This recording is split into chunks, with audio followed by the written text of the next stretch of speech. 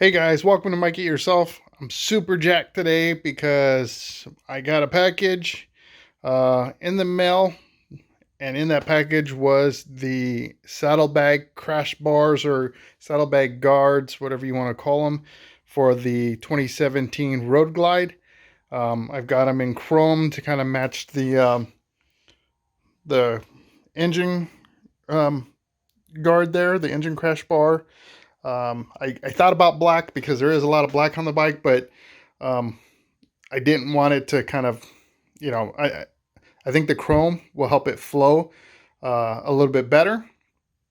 I did make mention in one of the videos that I wasn't sure which one I wanted to go with because some models don't fit with the extended bags, but I'm a little ways away from getting the extended bag, so I'll be able to get my money's worth out of these, even if they don't fit. And I'm not really sure how I'm going to do the bag thing anyway, so we'll see. I'm not worried about it.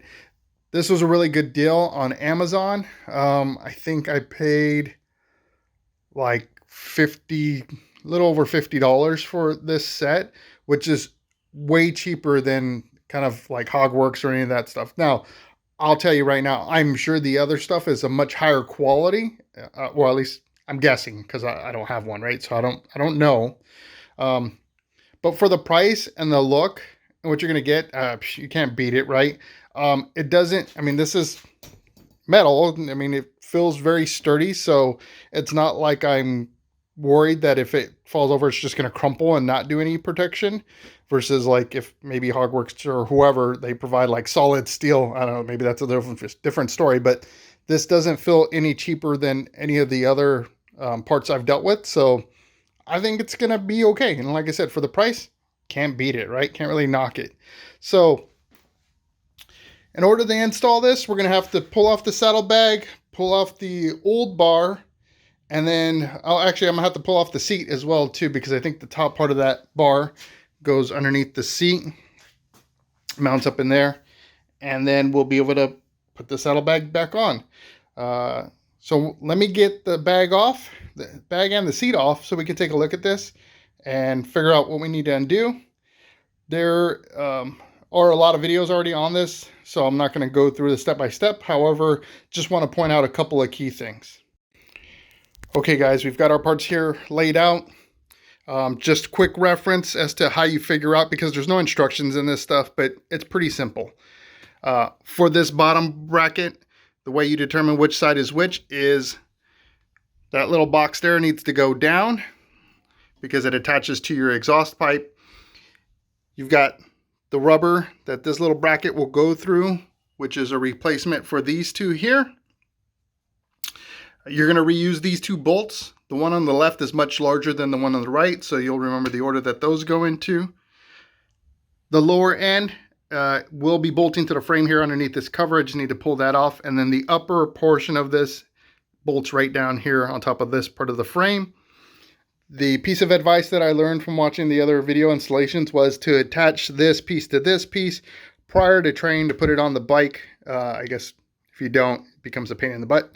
The other thing is, because of the diameter of the bolt head here, guys will recommend you put a washer on it, because I guess it's pretty close to the hole size or the diameter of the hole that this goes through. So just to add a layer of, I don't want to say protection, but maybe security, right? Like for yourself.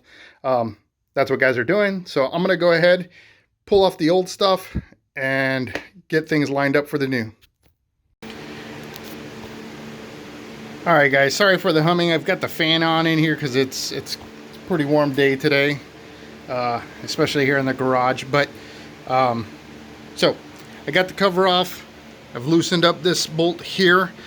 Just so you know, no surprises, right? These are all, with the exception of these two bolts here, they're all Torx bits. So you're going to need some of these guys in order to do the job. One's like a T45, this one here, and actually all except for that one over here were T45s, and that one, the smaller one, was a T40. And then you've got some nuts on the back side of this one and those two. So the smaller guy was a 1/2 inch, and then the bigger guys were 9/16. And then these are just 1/2 inch bolts there. So now that I got everything loosened up, I can go ahead and just take that off and mount up the new one. So pretty straightforward. If you don't have the Torx bits or torque bits, whatever you, sockets, I'm not sure if there's a specialized term for them, but if you don't have them, I got mine from Harbor Freight, which, you know, I buy a lot of my tools from Harbor Freight just because they're reasonably priced and they get the job done, right? I'm not a, if I was a professional, I'd be spending like $10 bajillion on Snap-on tools for the rest of my life, but I'm not. So I get to have fun and use the cheap stuff. All right, so let me go ahead and pull this stuff off and we'll get the new one on. All right, guys, so I've got the setup on there. None of the bolts are tightened. So here's my advice to you guys doing this, okay? Just kind of my lesson learned here. So I went ahead and bolted this on just as was suggested and got it up here. And I'll tell you, again, this is the cheaper version, right? The holes weren't a perfect lineup. Like, you didn't, I'm not gonna tell you that I just bolted it right on, right? There were, you know, I kind of just pulled this a little bit and bolted it down. I didn't have to like yank on it or anything like that. I wasn't bending anything, but I just don't want to give you the false impression that it just like, no problem, right? The lower part here, again, and maybe you would have to do this with the original too. I don't know. Because maybe once pressure is released, then things move around, right? So like this inner bolt here also attaches to the, I guess that's the rear or lower fascia, I think is what they call it.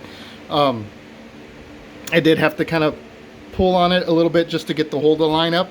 I did notice when I did take it out, it moved in. So obviously that didn't matter at all. Has nothing to do with this bar. But so, you know, the bottom line is leave your bolts all loose as you put them in. Don't tighten them down because you may need to kind of shift it a little bit just for some adjustment. This one here doesn't matter because you're not adjusting this at all, right? It's a straight through shot, so there's no adjustment to be made there.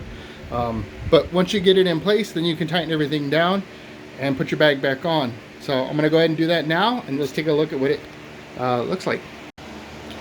Okay guys, so I got the first one on and it looks really good. I like it. Bling bling, right? It looks cool, man. It's gonna look better, I think, once I get the seat on, but first I've got to do the other side, which shouldn't take me long now that I've kind of learned a little bit of tricks. Okay, so here's the finished product. They look good. The chrome flows just as I expected it would. I love it. I think it came out really great.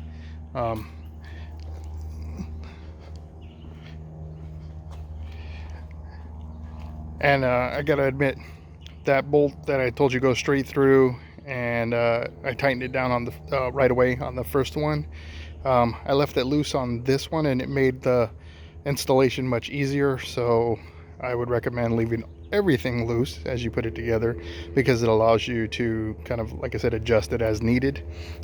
Much easier process. So lesson learned there, right? And I did pay attention as I took off the original stuff. The holes, like, things shifted, so it's not a matter of the quality of the product. That's just standard, right? Like metal flexes, all that kind of stuff, especially if it's introduced to different temperatures. So it was perfectly normal. So overall, like I said, for the 50 bucks I spent on these bars, I think it's 50 bucks very well invested.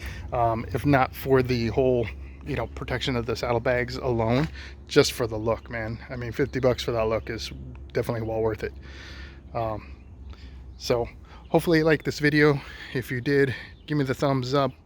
If you like my content, consider subscribing.